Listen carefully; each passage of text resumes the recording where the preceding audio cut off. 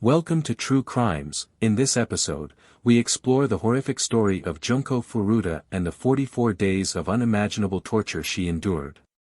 This story is not for the faint of heart, so viewers please beware. Is a person born evil and naturally inclined to violence, or is he transformed by circumstances, the environment, and the family? Why does a person tend toward tyranny and oppression when he finds that the circumstances are appropriate for that and when he is certain that there is no deterrent to him? Why does he turn into a predator who unleashes his unbridled evil when he is allowed to do so? In 1971, the American psychologist, Philip Zimbardo, from Stanford University conducted a scientific experiment to study the behavior of jailers and prisoners with the help of a group of researchers. The goal of the study was to confirm the hypothesis that the inherited personal characteristics of both jailers and prisoners lead to mistreatment. In prisons, 24 students were selected from among all 75 applicants to participate in the experiment. Among those whom the team members confirmed were the healthiest and most psychologically stable, free of physical disabilities or medical ailments, and also free of criminal records. Zimbardo randomly divided them into two equal groups, prisoners and jailers. He asked them to behave freely as guards and prisoners as prisoners. In the experiment, he simulated prison conditions, that is, the entire prison environment. With the actual assistance of the Palo Alto police, the prisoners were arrested in their homes on charges of theft at gunpoint. They brought them to the police station, subjected them to all the usual procedures in real life, took their fingerprints, and took photographs of them. After that, they sent them to their cells in the basement of the university, which were equipped like small real cells with bare walls and doors and windows with iron bars. As the first day passed, the prisoners and jailers began to assume roles, but the jailers assuming their roles was quick and easy.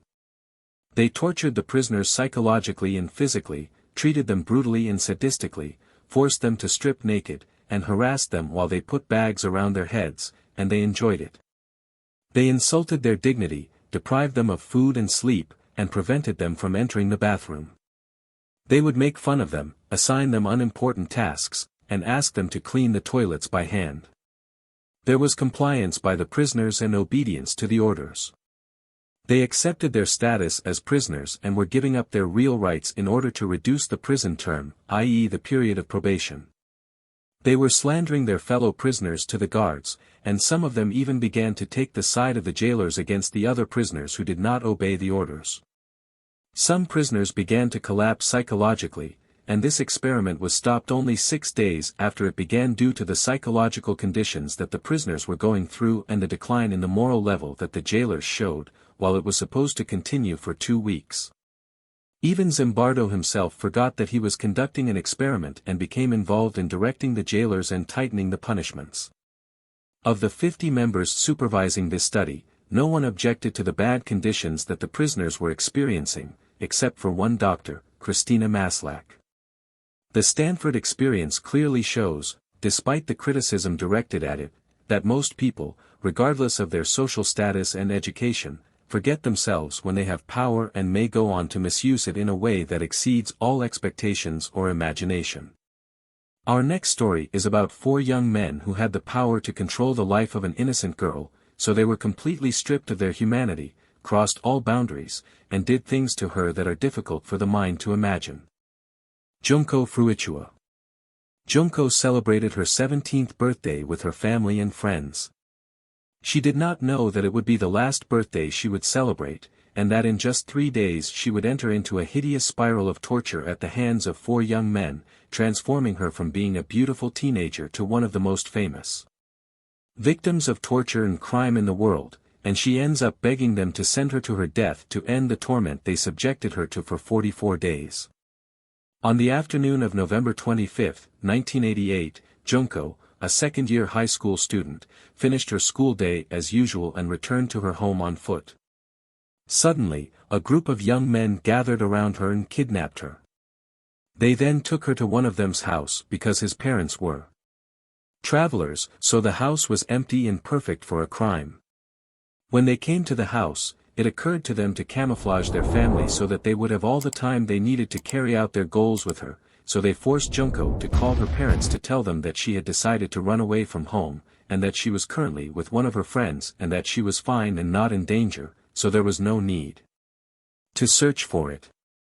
She said this obediently, fearing that they would kill her and thinking that if she obeyed what they asked, they would release her soon.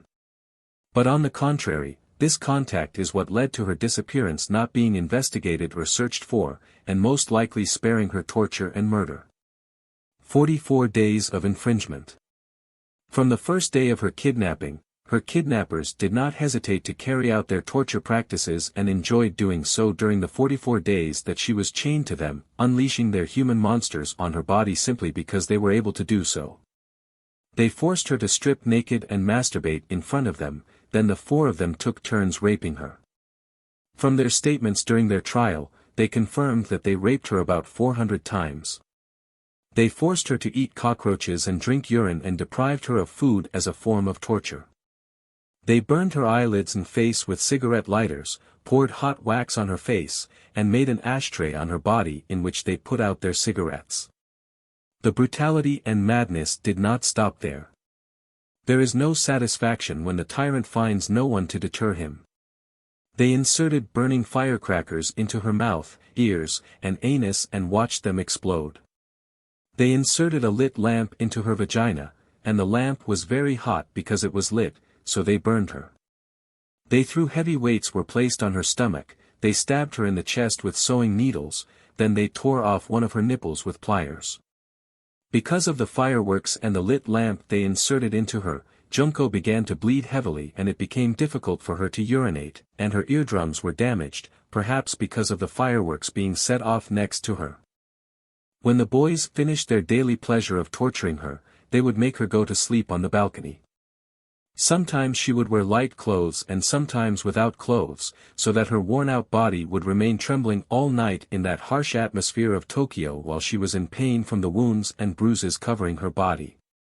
When the kidnappers' parents, the owners of the house where the kidnapped Junko was staying, came, they claimed that she was a friend of one of them so that their matter would not be revealed, but after time passed, it became clear to them that the girl had been kidnapped, so they remained silent and did not move a muscle.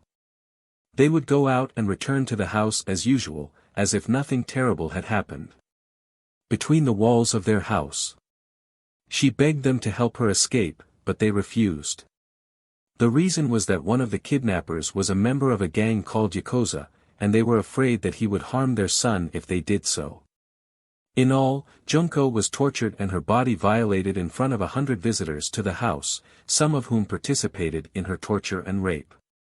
Despite being very weak as a result of starvation and deprivation of water, and the violence she received caused her broken bones and rupture of her organs, leading to internal bleeding, she did not give up her courage and made a heroic attempt to escape, and when she grabbed the phone to ask for help, someone arrested her for the crime.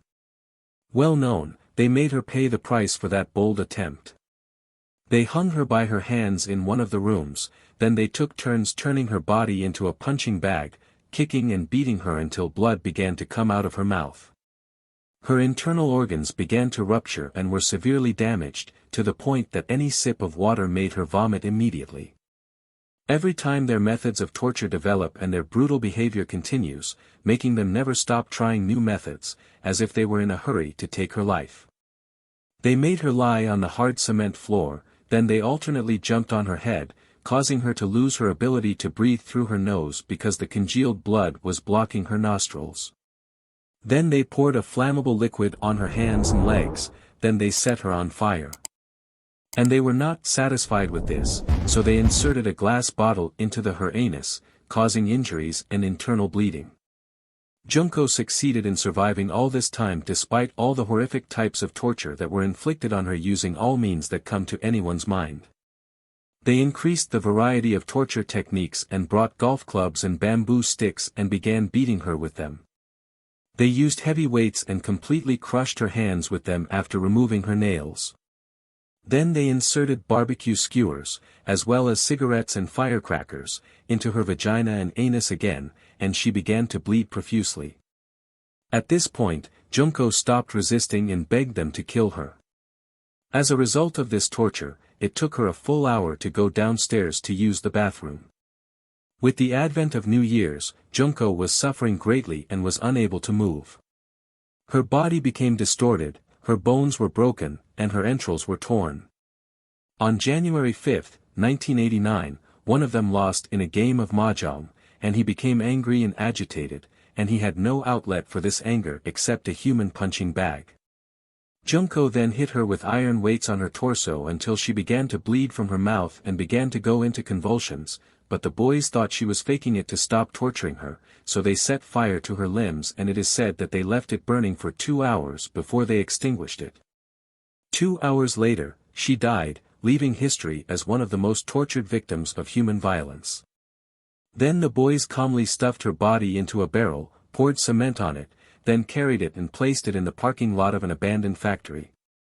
Her body was not discovered until a year after the crime.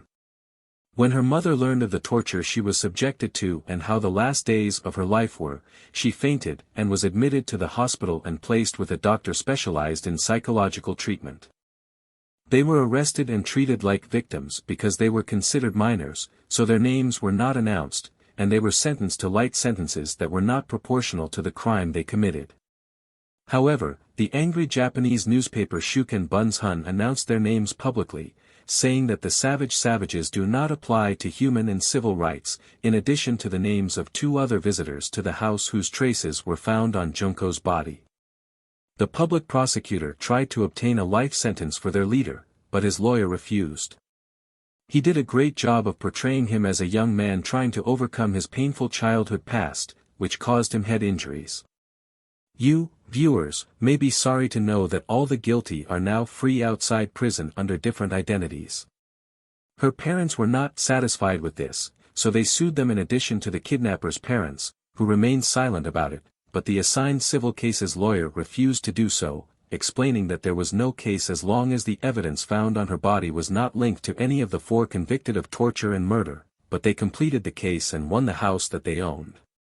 Junko was tortured inside its walls and killed, and they sold it and received 50,000 yen as compensation for the death of their daughter. As we conclude our discussion of the tragic case of Junko Furuta, we want to express our deepest condolences to her family and loved ones. True Crimes aims to raise awareness of these disturbing truths, not to dramatize or exploit the pain of others. It is important to remember the importance of promoting a compassionate and just society. If you find the content is disturbing, consider supporting organizations working to advocate for victims and prevent crime. Thank you for joining us today, and we all hope to strive to create a world where such heinous acts are eradicated. Take care, and until next time, at the end of the video, don't forget to share your comments and don't forget to subscribe and like. Stay safe.